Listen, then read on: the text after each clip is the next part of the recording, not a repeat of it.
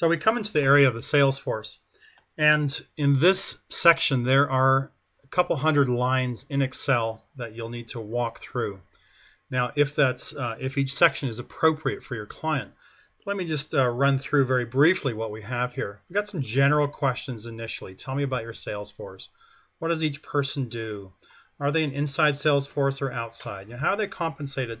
So you walk through some general questions, and you can start. It'll start to mind map out a little bit and find areas of breakthrough. So have you tried different ways to compensate them? If they go yes, well, what's the effect? Are you aware of any other ways we could compensate them, compensate the sales team that would increase their sales volume? So again, here's a great question. Are you aware of any other ways? And often the owner or the manager has the answer. You just have to pull it out of him. Now, if we could find a way, if they say no, to compensate them so they're more highly motivated, do you think we could increase the sales volume? And again, here's an area of impact. So we scroll down, we've got a whole new set of questions here. To what extent have you mastered the ability to attract and retain superstar salespeople? Now we're getting into the superstar section.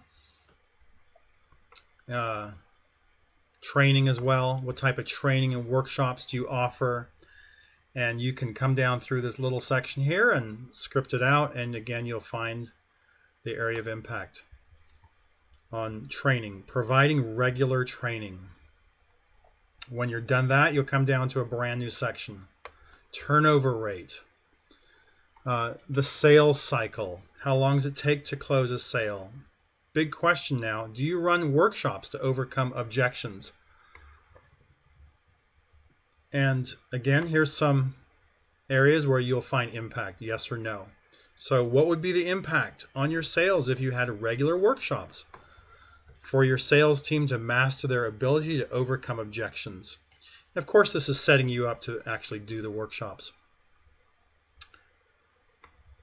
Do you normally deal with a decision maker? Yes or no? What percent of the time? Great question here. Do you then arm your prospect with powerful information that they can use to convince the decision maker? You're going to have some great conversations around that. And often leads to this question: if you could arm your client with powerful and persuasive information that they could share with the decision maker, by what percent could you improve your closing ratio? So coming down to a new section, what's been your best prospecting approach? Trade shows, here we go, strategy and trade shows. Do you have a sales manager? We're going to run down a list of questions, but you'll see off to the side, there's little areas you can find impact along the way. And finally, here's something that Chet Holmes taught us. It's the stadium pitch.